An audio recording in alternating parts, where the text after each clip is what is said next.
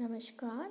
आज हम BSc part first year के द्रव अवस्था चैप्टर में द्रवों की संरचना के विभिन्न सिद्धांतों के बारे में पढ़ेंगे। Structure of liquid various theory.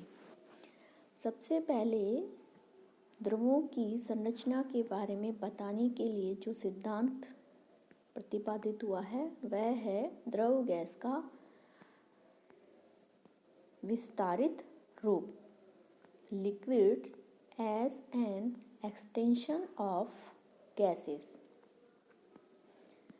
जैसा कि हम जानते हैं, गैसों के समान द्रवों में भी किसी पात्र में रखा जा सकता है तथा पात्र की दीवार पर द्रव इस प्रकार प्रभाव डालते हैं कि उनका परिणामी दाब शून्य हो जाता है। इस प्रकार द्रव में केवल द्रव स्थैतिक दाब ही होता है। यही कारण है कि स्थिर द्रव में किसी बिंदु पर प्रत्येक दिशा में लगाया गया दाब समान होता है। ऐसा ही गुण गैसों में भी पाया जाता है। अतः द्रव और गैस के गुणों को हम समान रूप से एक समान माना जा सकता है एवं क्रांतिक ताप पर द्रव तथा गैस अवस्था के घनत्व समान हो जाते हैं, जिसके कारण द्रव और गैस अवस्थाओं में अंतर करना मुश्किल हो जाता है और द्रव का व्यवहार गैस के समान ही हो जाता है। जैसा कि हमने पहले वैन डर वाल्स समीकरण देखी थी। वैन डर वाल्स समीकरण में हमने स्थिरांक लिए थे ए तथा बी के संदर्भ में। हमने वैन डर वाल्स समीकरण इस तरह दी थी, A plus A N square upon V square तब वी माइनस एन बी बराबर एन आर टी। यह समीकरण गैसों के लिए थी तथा इसका यदि हम एक नया रूप लेते हैं तो वैन डर वाल्स समानित अवस्था समीकरण हमें प्राप्त होती है। यह समीकरण है pi plus 3 sigma square 3 sigma minus 1 is equal to 80। यहाँ पाई समानित दाब है जिसे हम P बटे दाब बटे कांतिक दाब PC के अनुपात को हम समानित दाब कहते हैं।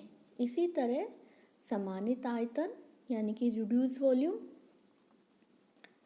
हमें आयतन अपॉन क्रांतिक आयतन का अनुपात रिड्यूस मास वॉल्यूम कहलाता है एवं समानित ताप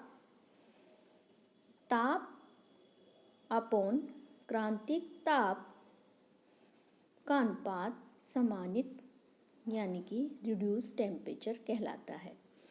यह वह समीकरण है जो तरल पदार्थ अर्थात द्रवों तथा गैसों के लिए समान रूप से उपयोगी मानी जाती है। सेकंड है हमारा बर्नौली तथा स्टोक्स का सिद्धांत। इस थ्योरी के अनुसार द्रव के अणुओं के अव्यवस्थित संकुलन मतलब रैंडम पैकिंग पर यह आधारित है।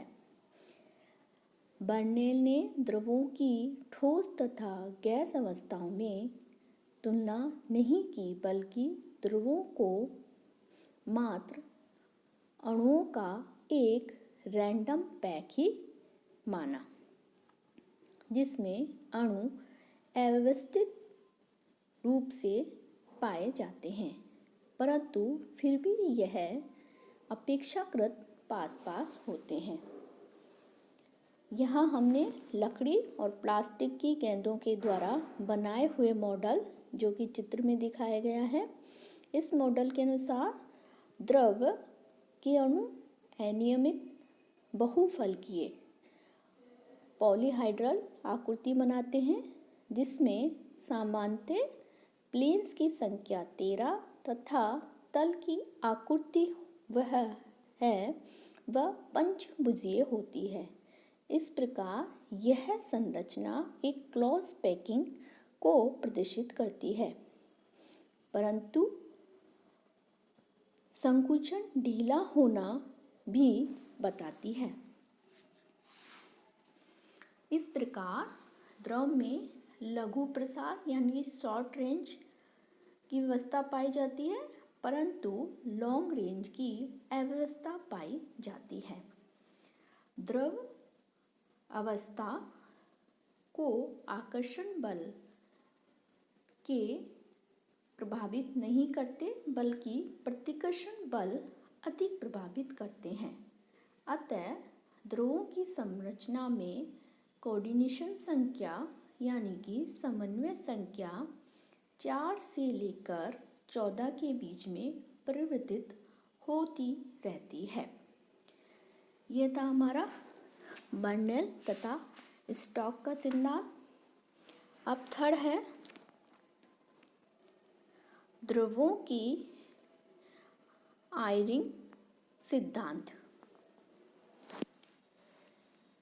इस सिद्धांत के अनुसार जब किसी ठोस को द्रव में परिवर्तित किया जाता है, तो हम जानते हैं जब ठोस द्रव में परिवर्तित होता है तो उसके आयतन में वृद्धि हो जाती है, जबकि इंटरमॉलिक्यूलर स्पेस में भी लगभग 3% की वृद्धि मानी जाती है। अर्थात पूरे आयतन में द्रव के अणु होते हैं, परंतु 3% आयतन में अणु नहीं पाए जाते हैं।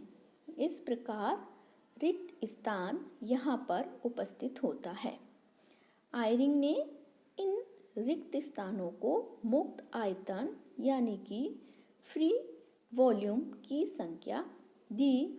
यह रिक्त स्थान आणविक आकार के होते हैं, जिस तरह के अणु होते हैं उसी आकार का यहाँ पर फ्री स्पेस पाए जाते हैं, तथा पूरे द्रव में यह अव्यवस्थित रूप से बिखरे रहते हैं, जैसा कि हम चित्र में देख रहे हैं। इन रिक्त स्थानों में अधिकतर डिसऑर्डर गैस के अणुओं के समान ही पाई जाती है, जबकि अन्य अणुओं में व्यवस्थित संरचना ठोस के समान पाई जाती है। अतः यदि Vl तथा Vs द्रव्य तथा ठोस अवस्थाओं के मोलर आयतन को एक मुक्त आयतन के पास अन्य अणुओं का अंश लिया जाए, तो यह Vl minus Vs upon Vl होगा। अर्थात अणुओं के इस अंश का व्यवहार गैस के समान माना जाएगा, जबकि बचे हुए अंश यानी कि Vs अपॉन Vl का व्यवहार हम ठोस के समान मान सकते हैं। इस प्रकार द्रवों में गैस तथा ठोस दोनों के गुण पाए जाते हैं। ताप बढ़ने पर वाष्प अवस्था में अणुओं की सांद्रता बढ़ती है, अतः मुक्त आयतन भी बढ़ता है, और क्रांतिक ताप पर द्रव तथा वाष्प के घनत्व समान हो जाते हैं, तथा इस ताप पर दोनों में विभेद नहीं किया जा सकता। इस ताप पर द्रवों का मुक्त आयतन गैस के मुक्त आयतन के समान हो जाता है। अर्थात साम्यावस्था में वाष्प और द्रव का घनत्व हम सिग्मा AV लगभग स्थिर रहना चाहिए, लेकिन वास्तव में ताप में वृद्धि के साथ यह थोड़ा बढ़ता है, जो निम्न संबंध द्वारा प्रदर्शित किया जाता है। इस संबंध को सर्वप्रथम काय और मैथाइस ने दिया था, तथा इस संबंध को सरल रेखीय व्यास के नियम भी कहते हैं। यहाँ समानित ताप T/Tc तथा समानित घनत्व phi/Pc के रूप में कुछ गैस तथा उसके द्रवों के लिए दिखाया गया है।